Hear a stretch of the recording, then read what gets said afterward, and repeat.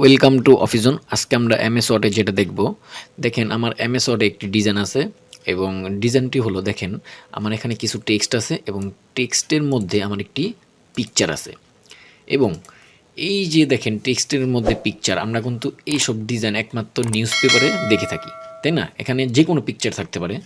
তো আপনি এমএস ওয়ার্ডে এই জিনিসটা কিভাবে করবেন আজকে আমি আপনাদের সেটা শেখাবো, ঠিক আছে? তো আপনার যে কোনো প্যাসেজ থাকতে পারে।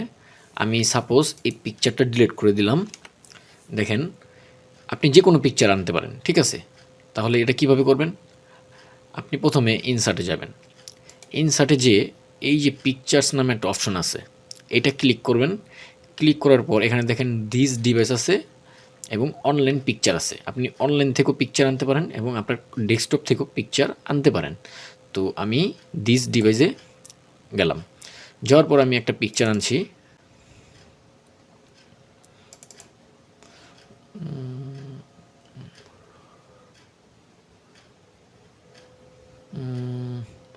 ধরুন আমি এই পিকচারটাই আনলাম।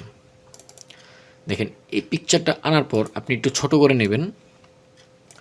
ছোট করে নেওয়ার পর আপনি দেখেন এটা কিন্তু মানে বাড়তি অংশ এখানে নেক্সট পেজে চলে গেছে, ঠিক আছে? তো পিকচারটা যেহেতু বড় আমি ছোট করে নিচ্ছি। দেখেন আমার কিন্তু এক পেজে চলে আসলো। আচ্ছা, এটা নেওয়ার পর আপনি দেখেন wraptext নামে একটা অপশন আছে, wraptext যেটাকে বলে। এটা ক্লিক করবেন। এটা ক্লিক করার পর এখানে দেখেন টাইট নামে একটা অপশন আছে, ঠিক আছে? এই যে টাইটে ক্লিক করবেন।